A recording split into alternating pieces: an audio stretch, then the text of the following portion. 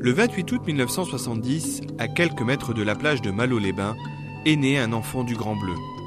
Moi je viens d'ici, je suis né ici, mon grand-père a entraîné, mon père a nagé ici pendant des années. Donc j'ai eu cet état d'esprit de l'eau. Après je suis venu du côté de Nice, habiter en montagne, j'ai eu l'esprit de l'escalade, la verticalité. L'eau, verticalité, et j'ai fini en profondeur, en mer. Mais au départ, je pense que c'est cette sensation d'être vraiment bien dans l'eau et de se sentir bien. Pour Loïc, l'apnée est la quête du bonheur, avec ses valeurs de fluidité, d'osmose, de simplicité, d'harmonie et de retour à la nature. C'est rechercher la réponse, non seulement du corps, mais aussi et surtout de l'esprit dans la grande profondeur. Sa passion, il a toujours souhaité la partager, que ce soit à Nice, dans le bleu de la Méditerranée ou dans toutes les mers du globe.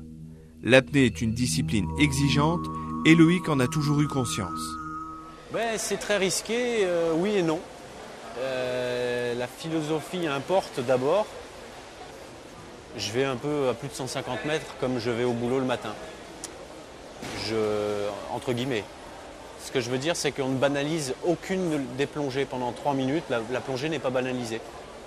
Des fois, je peux vous dire qu'en voiture, pendant une demi-heure, il y a des trucs où je ne fais pas attention, où je suis déconcentré. Et quelque part, on ne peut pas dire que ce soit moins risqué que de descendre en plongée. En participant avec Claude Chappuis à la création du SIPA à Nice, Loïc a permis de rendre accessible cet autre côté du miroir, celui des mythes et légendes, mais également celui de la découverte de la nature. Que les gens sont loin de notre réalité et de plus en plus j'amène les gens à venir pratiquer et tout de suite, très rapidement en fait, ils vivent quelque chose. Ils redécouvrent le corps. Moi c'est ça qui m'intéresse. L'apnée sportive, d'accord, mais l'apnée pour redécouvrir le corps et soi-même le mental et se retrouver dans un élément bénéfique pour un tas de raisons, c'est ça la démarche. Et quand ces gens-là, je les mets dans l'eau, bon effectivement, descendre à 171 mètres, c'est fort, mais ils ont percuté que c'était aussi pour eux l'eau. Peut-être pas descendre très profond, mais au moins qu'ils avaient cette sensation-là qu'ils pouvaient faire des choses dans l'eau et se détendre et ressentir des choses.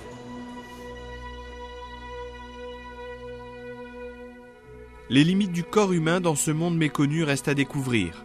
Dans les années 50, les médecins considéraient que l'homme ne pourrait résister à plus de 30 mètres de profondeur. Jacques Mayol a démontré le contraire en participant à cette course à la profondeur. Les records, Loïc y est venu petit à petit. C'est pas une fin en soi la performance. Ça peut être un objectif, ça peut être un petit repère qu'on se donne. Puis un jour on se retrouve très fort et puis finalement je suis pas mauvais. C'est un peu comme ça que ça s'est passé pour moi. Je me suis retrouvé dans 130, 135 mètres et puis je me suis dit le record du monde il fait 135. Pourquoi je le ferais pas? En descendant à 137 mètres en 99, puis à 152, 154, 162 et enfin 171 mètres en 2004, Loïc Leferme n'a cessé de rechercher la profondeur absolue, celle de la limite de l'homme-poisson.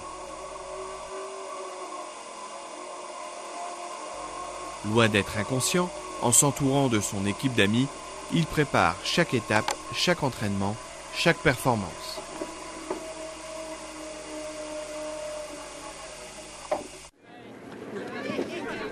Pour ceux qui attendent à la surface, l'angoisse n'a d'égal que la joie partagée quand ils percent la surface.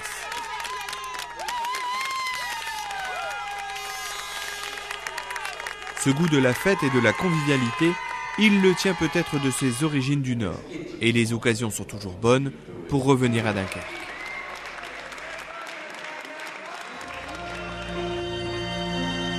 Cette recherche de la profondeur absolue s'est terminée dramatiquement mercredi 11 avril 2007 lors d'un entraînement dans la rade de Villefranche-sur-Mer alors qu'il préparait un nouveau record. Aujourd'hui, les souvenirs de son sourire se mêlent aux vagues de la Méditerranée.